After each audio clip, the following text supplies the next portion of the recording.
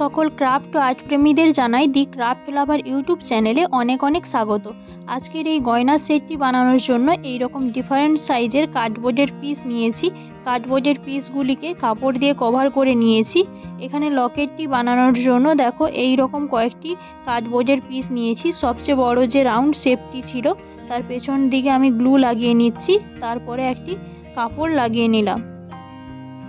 যাতে গয়নাটি ভালোভাবে ফুটে ওঠে তার জন্য আমি এখানে প্রিন্টেড এবং নর্মাল এই দুই টাইপের কাপড় ব্যবহার করেছি। এবারে দেখো কার্ডবোর্ডটার পেছন দিকে অর্ধেক জায়গায় গ্লু লাগিয়ে নিচ্ছি।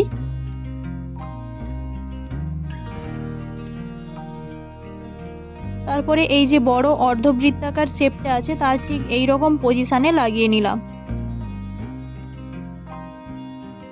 তারপরে ছোট সাইজের বৃত্তটা নিলাম, তার পেছন সাইডে গ্লু লাগিয়ে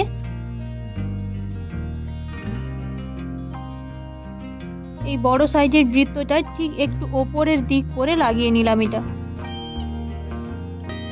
এবারে একই রকম ভাবে বড় ত্রিভুজটার ওপরে ছোট ত্রিভুজের শেপটা লাগিয়ে নিলাম।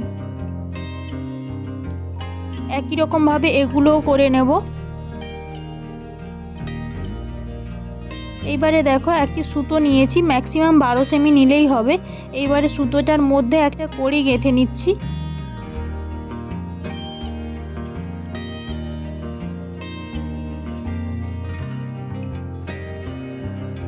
কড়িটা গেঁথে নেওয়ার পর সুতোটাতে এইভাবে দুবার গাঁট দিয়ে দেব।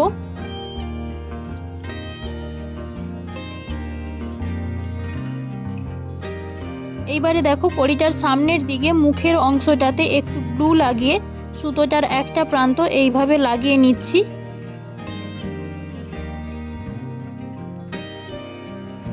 এই রকম টোটাল 5 পিস করতে হবে। এইবারে দেখো বড় যে ত্রিভুজের পিসটা ছিল তার ঠিক এই রকম পজিশনে গ্লু লাগিয়ে 3টে কড়ি লাগিয়ে নেব।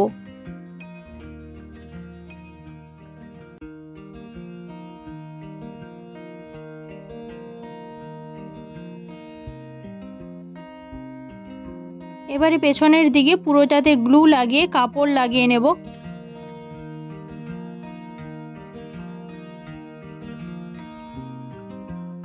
এইবারে পেছনে পুরোটাতে গ্লু লাগিয়ে কাপড় লাগিয়ে নিচ্ছি। একই রকম ভাবে এই ছোট ত্রিভুজের পিসগুলোর পেছনেও কড়ি লাগিয়ে নিয়েছি।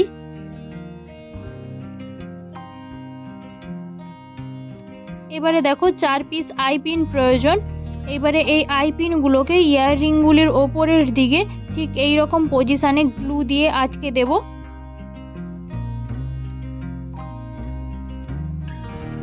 তারপরে ব্যাক সাইডে পুরোটাতে গ্লু লাগিয়ে কাপড় লাগিয়ে নিচ্ছি।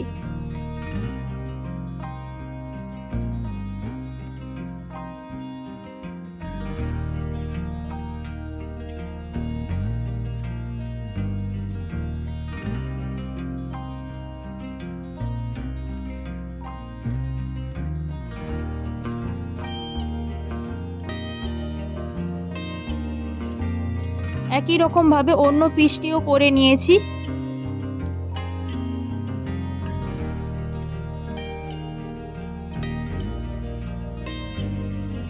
এবারে লকেটটির পেছনের দিকে ঠিক এই রকম পজিশনে দুটো আইপিন লাগিয়ে নিচ্ছি প্রথমে।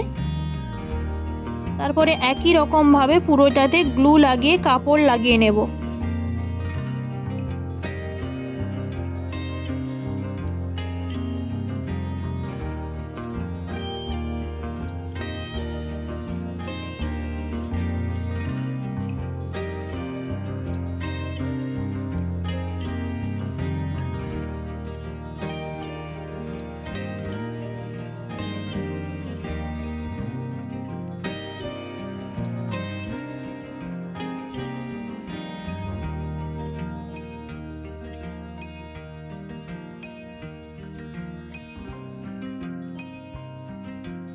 এবারে সমস্ত বেসগুলিকে ভালোভাবে শুকনো হবার জন্য কিছুক্ষণ রেখে দেব।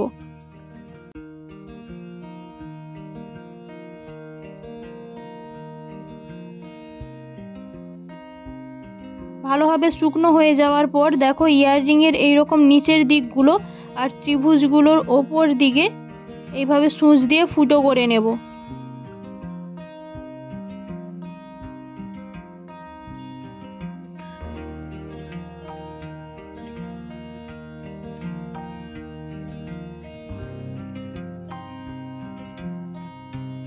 আর বড় যে বেসটি রয়েছে তার ঠিক নিচের দিকে এইভাবে মাছ বরাবর ফুটো করে নিচ্ছি একটা।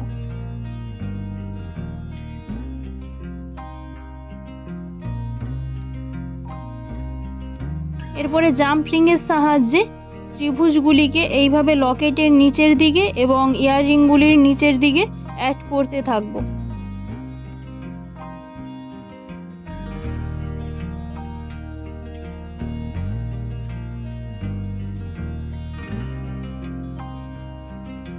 এবারে দেখো 2 পিস ইয়াররিং হুক নিয়েছি, ইয়াররিং হুকগুলি আইপিনের মধ্যে আটকে দেব।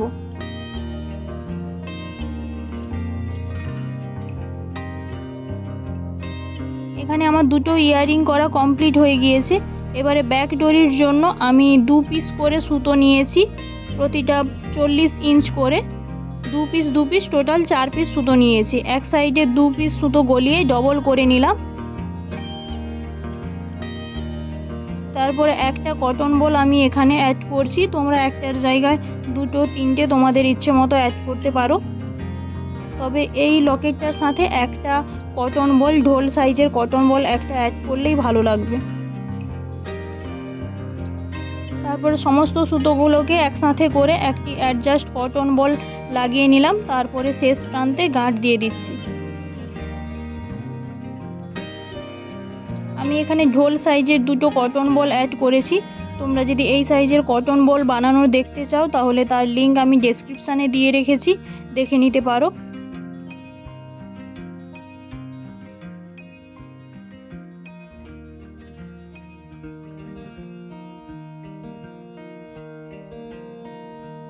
যদি তোমাদের এই ভিডিওটি ভালো লেগে থাকে তাহলে প্লিজ লাইক করো এবং তোমাদের মতো গয়না প্রেমীদের সাথে শেয়ার করো।